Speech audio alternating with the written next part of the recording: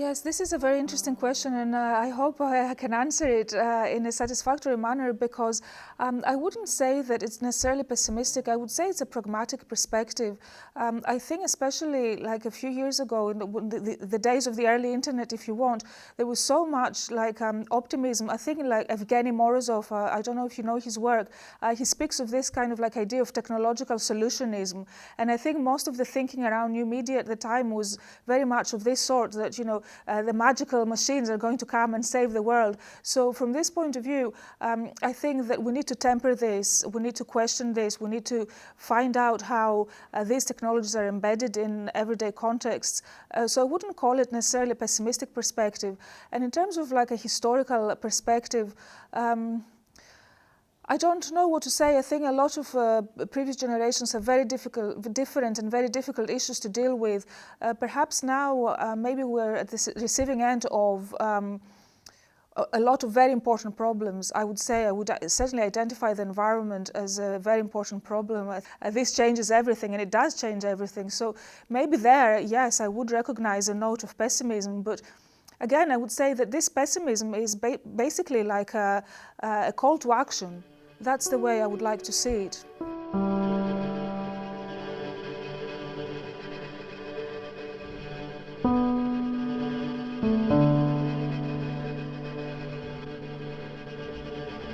I think that, so let me just collect my thoughts on this one, because it's very difficult to claim that mainstream media do not have power, but it's also very difficult to claim that people do not have power at the same time. And you know, I come up from a generation of people who think about the media in terms of what we used to call the active audience. But I think that the situation is very complex, especially because of the dominance of the plane of the visible, if you want, by the media. So I think that the role of mainstream media is very important in not determining, but in setting the parameters within which people tend to think.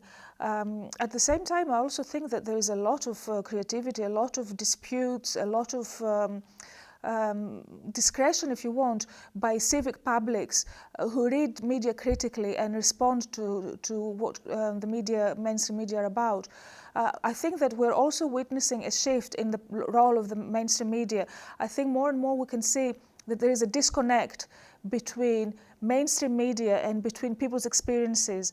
I think that we see this very clearly in a lot of contexts where you see there is a crisis. So the experience, the lived experience, the everyday life of people is very different to what the media portray. So then this creates an opening for people to start thinking critically about the role of mainstream media.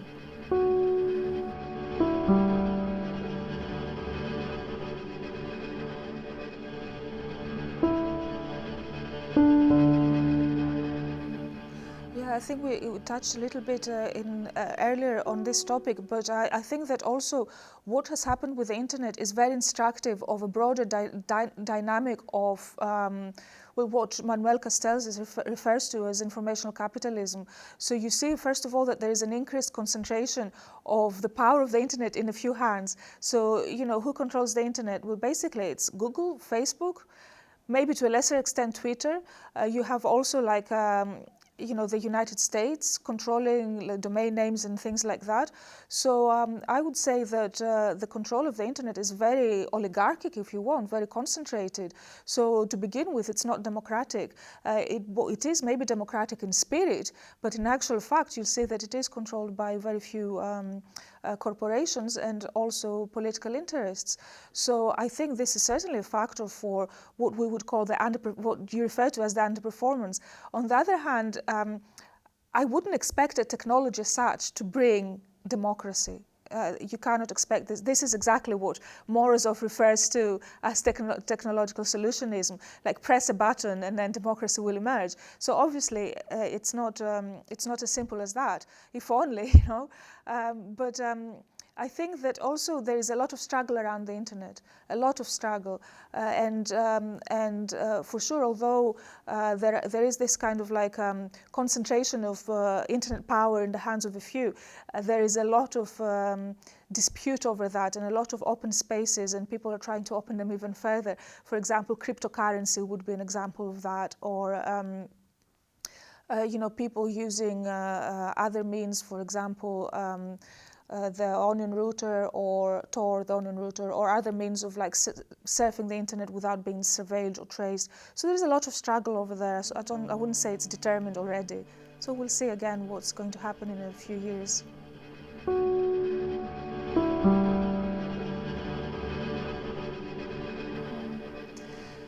Yes, again, it's a question that, along with my colleague Lincoln Dahlberg, we tried to address a few years ago in our book, The Internet and Radical Democracy. And then we were thinking, well, let's take the actual root of the word radical. And funnily enough, radical means the root. So that's, to radicalize something means to turn it around from the root, like, or to radicalize it means to change it dramatically. So radical democracy, then it's this kind of like radicalization, changing of democracy as it is now. That's the way I would interpret it. But also because from this point of view, there's the assumption of an equivalence between radical from the point of view of the left, if you want, and radical from the point of view of the right. So I wouldn't want to give the right, the extreme right specifically, the right to call themselves radical Democrats. Well, they may be radical, but they're not Democrats, that's for sure. So I think that we should also include in this kind of struggle the question of justice and equality. So it's not only to change things drastically, but to change things drastically from a perspective of justice and equality. So that's what I would say is the radical in radical democracy. Now, as to how to do it, I mean, people say different things, like Habermas would say one thing, whereas Chantal Mouffe would say another, and now even we have different approaches, like maybe the Harder-Negri approach would be another position, and so forth.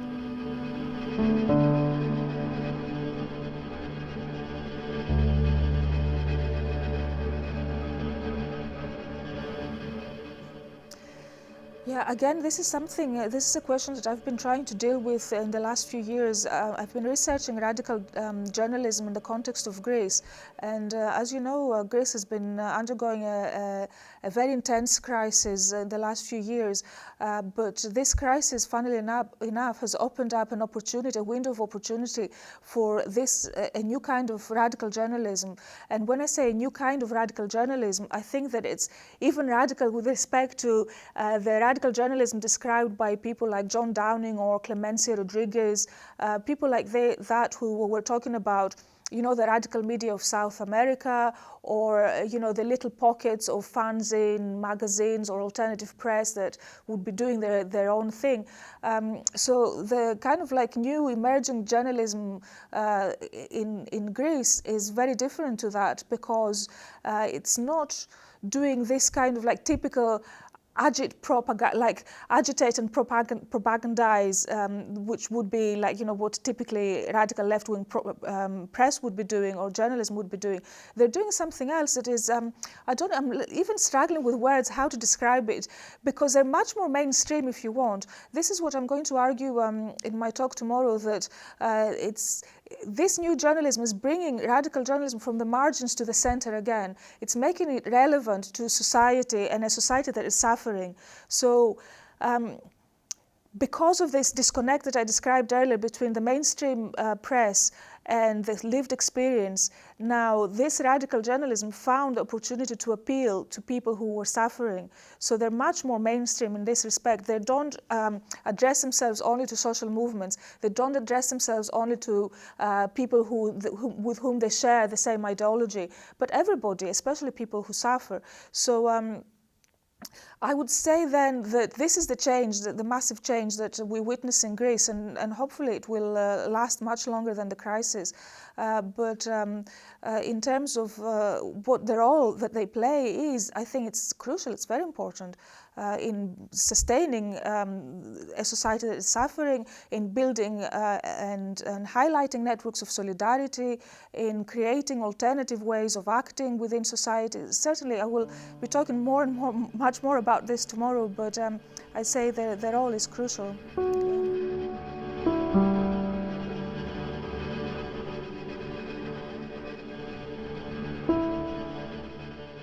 Exactly, and I think this is it. I mean, if you look back to the history of journalism, the first kind of journalism that existed was radical journalism. In the context of like the United Kingdom, they had like the penny press, like really cheap publications that were produced by people themselves, precisely because no one else was doing it for them.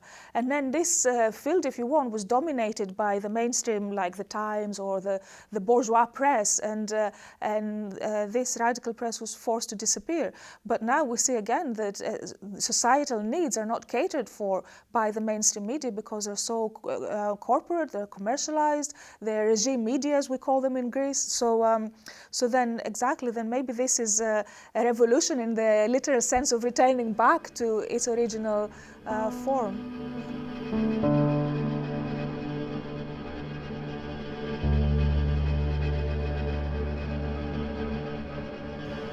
Yes, that's another part that concerns me now, especially, as I said, because I come from this background of having done my early research was about like the so-called active audience.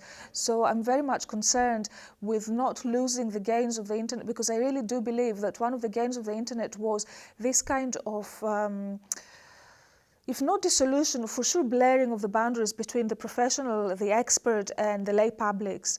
So I think that I don't know if we need to sustain this, but I also think that there is a lot of value in professional journalism, because people who are trained professionals, and this is what we say in Greece, they know how to appeal. They're good, right? They have a skill set, if you want. They're trained in a specific way, and they use this skill set to appeal to publics or to bring these publics together, if you want. So I think that this is crucial, especially because you need the aesthetics, you need the methodology.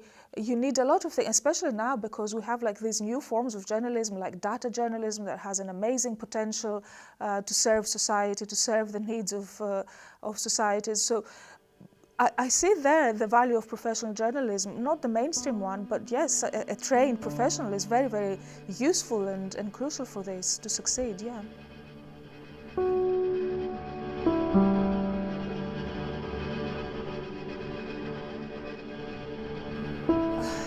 I wish I knew the answer.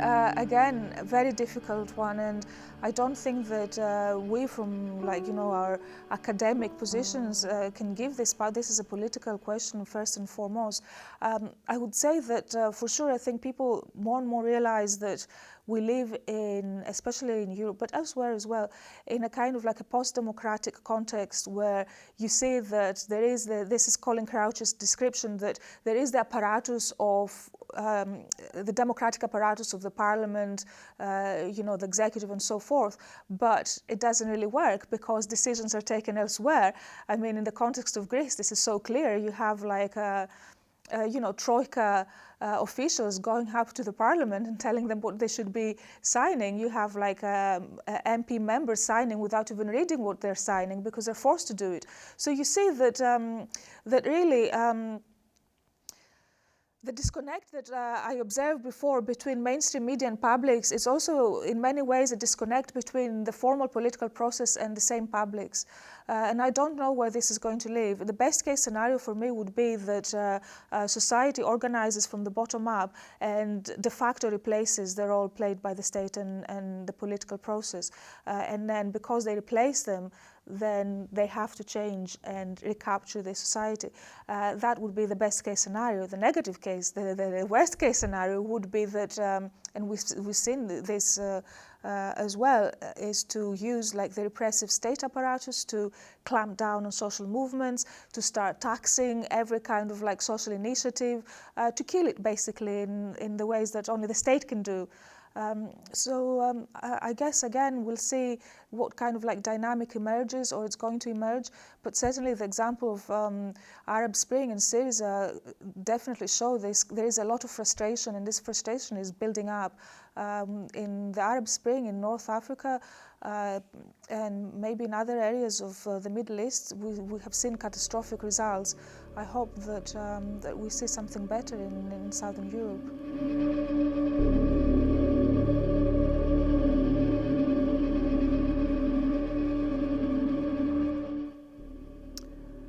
To hang on in there.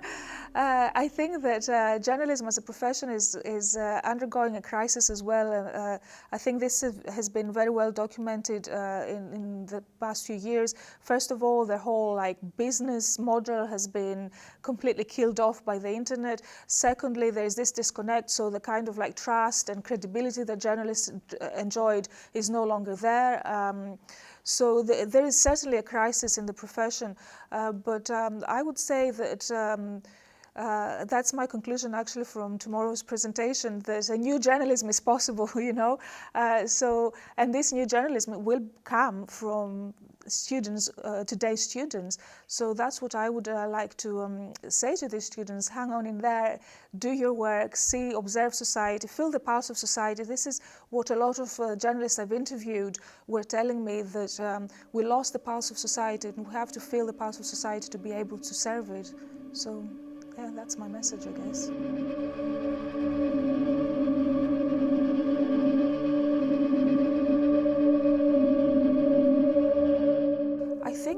I think that these events, especially the ones that a lot of academics tend to go and attend, have become very commercialized, if you want. You feel like you have to go and showcase your work, and then you lose all the substance.